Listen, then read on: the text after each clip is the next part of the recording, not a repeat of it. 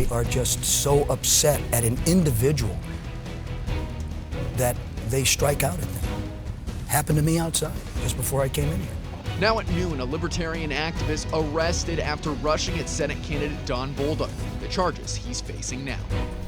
Plus, President Biden makes his appeal to voters less than a week from Election Day, why he says democracy is at stake. Sunshine continues with temperatures in the 60s. How long it can last ahead. And a massive crime ring bust ends with arrests in multiple states. The stolen car part authorities say was bringing in millions for thieves.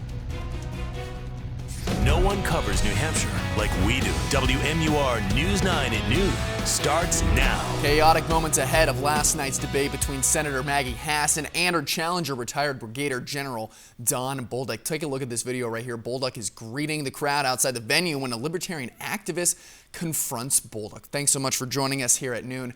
I'm Troy Lynch, and that man who rushed towards Bolduc is facing charges right now. WMUR's Ray Brewer is live with more. General Don Bolduc is currently holding a town hall meeting here at the Loudon Country Club. But before that meeting, he did address what happened last night prior to the debate. Now, this is video of that incident. It shows General Bolduc greeting members of his crowd there with a man later identified as Joseph Hart, a libertarian activist. Now, Bolduc's supporters surround the man and Goffstown police rush in. Now, prior to the incident, according to police, Hart had been asked to leave the premises. As a result of the disturbance, Hart was charged with criminal trespass and disorderly conduct, but he has not been charged with assault.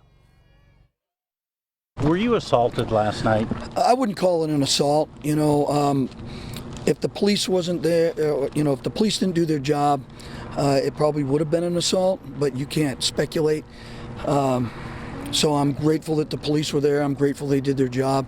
As you know, big supporter of law enforcement. I don't want that incident to eclipse the debate or the fact that we're going to beat Maggie Hassan on Tuesday. It's about the election. It's about Senator Hassan and I, and that's it, right? That's what we need to focus on. And finally, the video appears to show your right elbow going into him. Have you seen that? Did you? And No. He's threatening to file assault charges against you. Any response to that? No, I didn't assault anybody. He was close with towards me.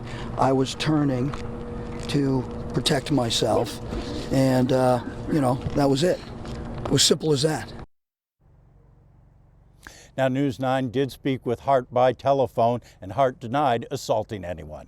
Reporting live in Loudon, Ray Brewer, WMUR News 9. All right, Ray, good stuff. Thanks so much. And this morning we caught up with Senator Maggie Hassan, who commented on the incident last night. No, I heard about it afterwards. Obviously, there is no place for political violence in New Hampshire or America, and I'm glad he wasn't harmed. All right, be sure to tune in into WMUR at 4 for more on this situation, and be sure to join us here on WMUR and WMUR.com or our mobile app at 8 p.m. for night 3 of the Granite State debates. Democratic Congressman Chris Pappas will face off against Republican challenger Caroline Leavitt in the race for New Hampshire's 1st congressional district, and the debate will be aired live from St. Anselm College. And you can follow along with New Hampshire races all the way to Election Day on WMUR and our mobile app. There you will find interviews, debate breakdowns, and where the candidates stand on certain issues. And it's free to download on any mobile device that you might have. And with the election just 5 days away, President Biden is calling on Americans to take action and vote. As ABC's Justin Finch reports, he's making the case that the future of democracy is on the line. President Biden with a midterm election closing argument condemning political violence like the brutal hammer attack on House Speaker Nancy Pelosi's husband Paul and linking it to the deadly insurrection at the Capitol. The assailant ended up using a hammer to smash Paul's skull. After the assailant entered the home asking, "Where's Nancy? Where's Nancy?" Those are the very same words used by the mob when they stormed the United States Capitol on January the 6th. Nancy! Where are you, Nancy? Biden blaming former President Trump for spreading false election fraud claims that incited that mob, warning hundreds of election deniers are now running for office. There are candidates running for every level of office in America, for governor, Congress, Attorney General, Secretary of State, who won't commit, they will not commit to accepting the results of elections that they're running in. It's unprecedented, it's unlawful, and it's un-American.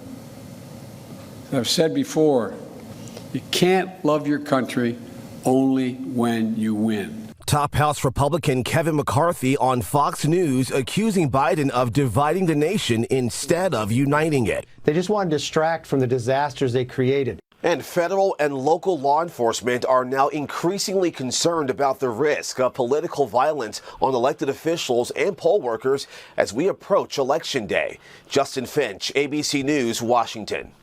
Let's take a breath of fresh air from politics and take a live look at Portsmouth on an absolutely beautiful day just all around the state. Kevin, we are in November right now, but it's feeling like September out there. People were warning me about the upcoming winter, but it feels great outside. I mean, for the time being, yes, we're running 10, 15 degrees above the average heading into the weekend, and a lot of it is expected to be with sunshine. Of course, we did have a chilly start this morning where temperatures were in the 20s and 30s initially, but the sunshine now going to work. Fairly light breeze, much lighter than yesterday to go along with it as we head into the afternoon with temperatures hovering around in the 60s. As you will notice, back to the west, a few high clouds, but there is no approaching system. This sets up some pretty good timing for the weekend. And if anything, the high that is overhead this afternoon delivering the sunshine starts to move offshore this weekend and starts to provide a little bit more of a southerly breeze down the line, which will kick off a warming trend. So we are in the 60s this afternoon. We will also be in a similar circumstance tomorrow, mainly in the 60s with sunshine and light winds. Again, some cooler evenings to contend with as we drop back into the 30s in most cases tonight. But the warming trend peaks over the weekend where a lot of areas are going to get up above 70 degrees and even challenge record highs and be within a few degrees of those. We'll have the details on that and our next rain chance in the forecast coming up. All right, Kevin, looking forward to that. Thanks so much. A Manchester man is facing up to 50 years in prison after pleading guilty to violently breaking into a home in Maine. The U.S. Attorney's Office in Maine says Jason Candelario traveled to New York with several other people back in 2019 to rob a man of marijuana and cash. Officials say when the victim arrived home, a fight broke out and he was shot in the abdomen. Another man, Derek DePreto of Hooksett, pleaded not guilty for his alleged role in the home invasion, and he's scheduled to stand trial next month. And several people are recovering this afternoon after a crash on I-93 sent one car into the sound barrier. According to the Windham Fire Department, the two-car crash happened around 4 p.m. yesterday near the Salem-Windham line. Officials say the driver of the car that hit the sound barrier and the people in the other car all refused transport for their injuries. State police are still investigating. And in Atkinson, a 58-year-old man is in stable condition after he was hit by a car. Local police say a dump truck driver got out of his truck on Main Street and was struck by the mirror of another vehicle. According to investigators, the other driver did not see the victim, adding that the sun glare was a factor, and it's not clear if he's going to face any charges.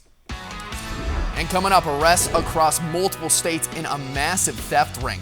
How much thieves were making by targeting catalytic converters. And plus, new information about the man suspected of attacking Paul Pelosi with a hammer. How he's accused of getting into the U.S. illegally. Sunshine continues with a warming trend heading into the weekend. We'll tell you how high temperatures go coming up.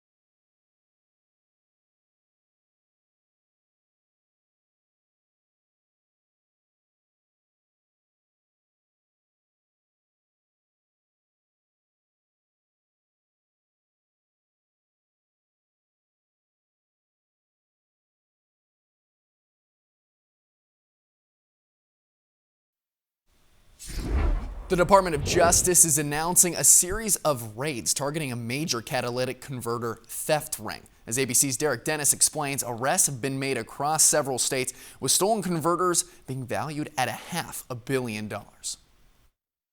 This stately home in New Jersey, one of a number targeted by the FBI as part of a series of raids on Wednesday. Arrests, searches, and seizures taking place across 9 states from California to New York. In total, at least 21 people from 5 states have been arrested for their role in a nationwide catalytic converter theft ring. We've also identified tens of thousands of catalytic converters that have been taken on as well. It's a larger problem than we initially thought. The FBI says those indicted stole catalytic converters in multiple states. Then all of them ended up at DG Auto Parts in New Jersey. The Bureau claims the company knowingly purchased the stolen converters, extracted the precious metals inside, and sold the materials for more than $545 million. It takes less than 30 seconds to really take these catalytic converters and make that profitability. All non-electric cars are equipped with a catalytic converter, which helps convert pollutant gases into less harmful ones. If stolen, repairs can cost thousands of dollars. Because of world events and supply chain issues, the price of those has skyrocketed in recent years. Some car owners are now trying to deter thieves by using a cable locking device. Police departments even holding etching events to deter thieves.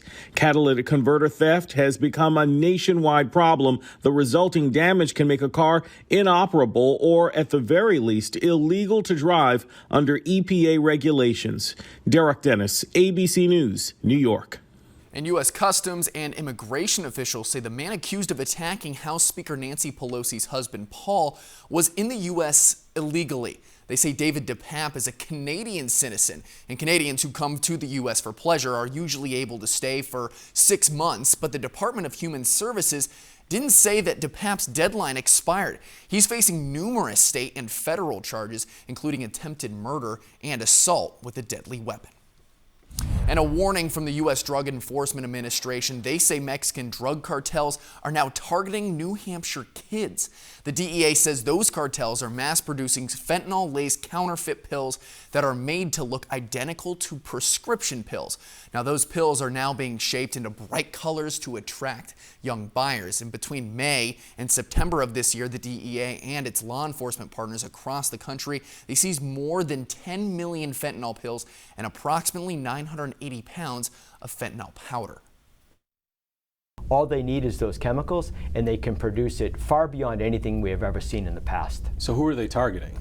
Well, they're targeting every single possible American that they can. Again, relentless expansion through addiction is their business model.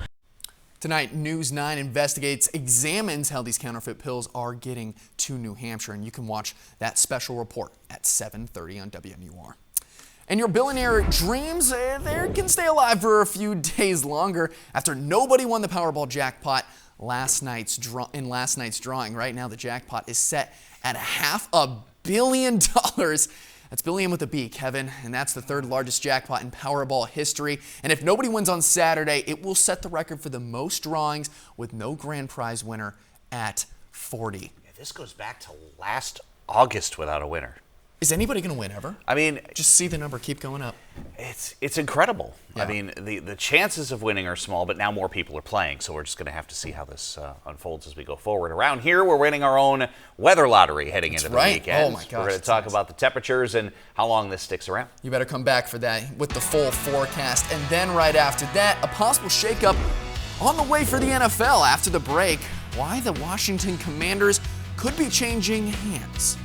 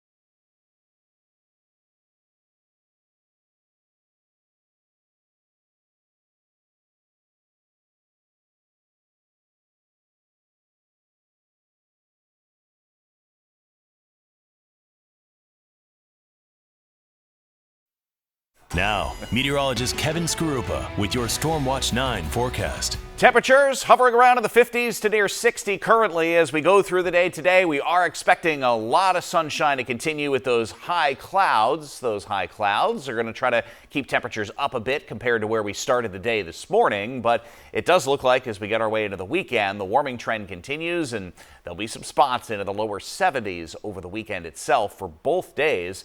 Again, plenty of sunshine out there. Temperatures continuing to climb. It's been 4, 5, even 6 degrees per hour in spots to get out of the 20s to lower range of the 30s from earlier this morning. A live look top Mount Washington. Plenty of visibility there. And again, just some high clouds. Temps there also in the 30s right now and started the day in the 30s as that milder air started to move in aloft. Not a bad day to be out there on the golf course. You can see in Lake Sunapee out in the distance. Temperatures in the lower and mid 60s this afternoon. You will notice there is not as much of a breeze out there than we had yesterday. That breeze yesterday coming in out of the north and northwest brought in some much drier air. Dew points falling all the way back into the lower range of the 30s early this morning, allowing the temperatures to drop off. Warming trend continues through the end of the week. We will be nudging within 3 or 4 degrees of record highs over both days this weekend.